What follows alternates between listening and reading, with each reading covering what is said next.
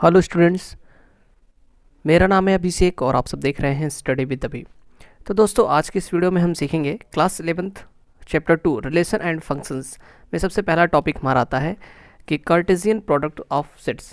कि Cartesian product क्या होता है। कार्टेशियन प्रोडक्ट को हम हिंदी में बोलते हैं कार्तीय गुणन। ठीक है, जो हिंदी मीडियम के हैं उनके लिए मैं बता देता हूँ, कार्तीय गुणन बोलते हैं। और रिलेशन का मतलब होता है संबंध और फंक्शन का मतलब होता है फलन। ठीक है, तो आइए स्टार्ट करते हैं, इनको समझते हैं और इसके साथ एक एग्जांपल को लेकर के इसको अच्छे से समझेंगे और कार्टेशियन प्रोडक्ट के बारे में जो एक दो इंपॉर्टेंट पॉइंट्स हैं उनको भी हम समझेंगे। तो चलिए देखते हैं। सबसे पहले इसमें एक चीज़ आएगा ऑर्डर्ड पेयर। ठीक है, क्रमित युग, उसको भी समझ लेंगे। तो देखिए, कार्टेशियन प्रोडक्ट ऑफ सेट्स होता क्या है।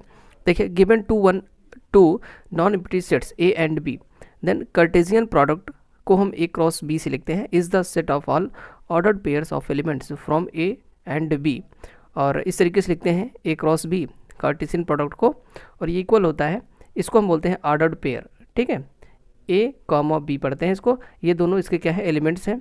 ठीक है, ऑर्डर्ड पेयर के, और ये जिसमें ए जो होता है हमारा पहले सेट से होता है और बी जो होता है दूसरे सेट से होता है। अभी इसको हम एक एग्जाम्पल के थ्रू भी अच्छे से समझेंगे। तो समझ में आया ना, ए क्या होता है, इस सेट का एलिमेंट होता है, बी क्या होता है, इस सेट का एलिमेंट होता है, और इस तरीके से इसको एक सेट के रूप में हम इसको डिफाइन करते हैं। ठीक है, ये हमारा ऑर्डर्ड पेयर हो गया। ठीक है, ये ऑर्डर्ड पेयर होता है, इसको बोलते हैं, और ये हमारा ये कार्टेशियन प्रोडक्ट है। आइए एक एग्जांपल के थ्रू इसको समझते हैं।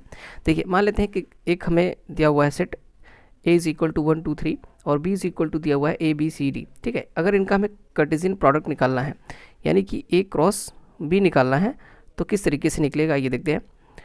देखिए, जो इनका प्रोडक्ट होगा कार्टेशियन, उसमें देखिए पहले एलिमेंट हम यहाँ से लेते हैं और दूसरा एलिमेंट हम यहाँ से लेते हैं, तो एक ऑर्डर्ड पेयर बनेगा 1 और ए। ठीक, ये पहला ऑर्डर्ड पेयर बना। ठीक है, इस तरीके से ऑर्डर्ड पेयर जो बनते हैं उनका हम सेट ले लेते हैं। ठीक है, तो पहले से हमने पहला एलिमेंट लिया, एक ऑर्डर्ड पेयर बना। फिर देखते हैं, पहले से दूसरा एलिमेंट लेते हैं 1, एक लाइन से हम लिखते चलते हैं जिससे आप भूले ना। ठीक है, 1 हो गया, दूसरा बन गया ऑर्डर्ड पेयर। फिर इसको लेते हैं और इसका तीसरा एलिमेंट लेते हैं 1 और सी बन गया। ठीक, इस तरीके से अब इसको लेते हैं और इसका लास्ट एलिमेंट लेते हैं, तो कितना हो जाएगा 1 डी। ठीक है, इस तरीके से हमने इसको बना लिया। अब हम इसका दूसरा एलिमेंट लेते हैं, पहले एलिमेंट से हमने इसके सारे एलिमेंट ले लिए। ठीक है, ये ऑर्डर्ड पेयर कहलाते हैं। ठीक है, और इसमें आपको समझ में आ गया होगा, पहला एलिमेंट इस सेट का होता है और दूसरा एलिमेंट इस सेट का है। ठीक है, आप देख सकते हो पहला एलिमेंट इस सेट का है, दूसरा एलिमेंट इस सेट का है। ठीक है, अब इस तरीके से हम क्या करते हैं, हाँ, इसका अब दूसरा एलिमेंट लेते हैं 2 और इसका पहला एलिमेंट लेते हैं ए। ठीक, इसी तरीके से अब हम क्या करते हैं, इसका दूसरा एलिमेंट लिया, इसका पहले दूसरा एलिमेंट लेते हैं बी। ठीक, और इस तरीके से बनाते हैं। फिर इसमें 2 लेते हैं और यहाँ से सी लेते हैं। ठीक, फिर यहाँ से 2 लेते हैं और यहाँ से डी लेते हैं। तो इस तरीके से दूसरे एलिमेंट के लिए भी हमने सबसे इसका कार्टेशियन प्रोडक्ट निकाल लिया। ठीक, अब तीसरे एलिमेंट पे चलते हैं। इसमें 3 एलिमेंट है, तो 3 के साथ हम पहले लिखते हैं ए, इसका पहला प्रोडक्ट, पहला एलिमेंट। ठीक, फिर 3 लिखते हैं और इसके साथ इसका दूसरा लिखते हैं बी, फिर इसके साथ इसका लिखते हैं सी, और फिर लास्ट में इसके साथ इसका लास्ट वाला लिखते हैं 3 डी। ठीक है, ये हो गया। तो ये जो हमारा सेट बना, ये किसका सेट है, ऑर्डर्ड पेयर्स का, जिसमें पहला एलिमेंट इस सेट से है, दूसरा एलिमेंट इस सेट से है, इसको हम बोलते हैं कार्टेशियन प्रोडक्ट। ठीक है, तो आइए देखते हैं कितने इसमें है, कितने एलिमेंट है। तो 1 2 3 4 5 6 7 8 9 10 11 12। ठीक है, तो देखिए, अगर आपसे पूछा जाए कि number of A cross B कितना होता है, ठीक है, यानी कि अगर हम दो सेट का कार्टेशियन प्रोडक्ट निकालें तो उनका नंबर कितना होगा, टोटल कितने एलिमेंट्स आएंगे। तो देखिए, इसको हम कहते हैं नंबर ऑफ एलिमेंट, जितने एलिमेंट ए में होंगे उसका मल्टीप्लाई करना है नंबर ऑफ एलिमेंट बी। ठीक है, मतलब जितने एलिमेंट्स होंगे बी में उन सब का मल्टीप्लाई कर देते हैं तो हमें पता चल जाएगा कितना नंबर होगा। जैसे नंबर ऑफ ए में कितने एलिमेंट थे, यहाँ पे देखते हैं तो 3 एलिमेंट थे, और बी में कितने एलिमेंट थे, 4 एलिमेंट थे 4, तो इसको मल्टीप्लाई करते हैं 12 आता है।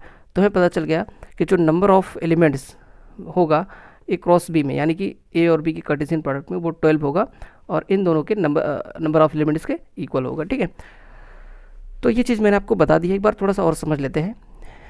ठीक है, तो देखिए, जब भी दो प्रोडक्ट का क्रॉस कार्टेशियन, दो सेट्स का कार्टेशियन प्रोडक्ट निकालना होता है तो हम इस तरीके से निकालते हैं। ठीक है, अब देखिए, अभी हमने क्या निकाला हुआ, ए क्रॉस बी। ठीक है, अगर हमें निकालना हो बी क्रॉस ए, ठीक, बी क्रॉस ए निकालना हो तो हम क्या करेंगे, ये सारा प्रोसेस उल्टा हो जाएगा। ठीक है, तो पहले हम क्या करेंगे, पहले जो हमारा बी वाला सेट है इसका एक एलिमेंट लेंगे ए, ठीक, सेट बनाएंगे, इसका पहला एलिमेंट लेंगे ए और इसका पहला एलिमेंट लेंगे 1, ठीक, इसको हम लिखते हैं।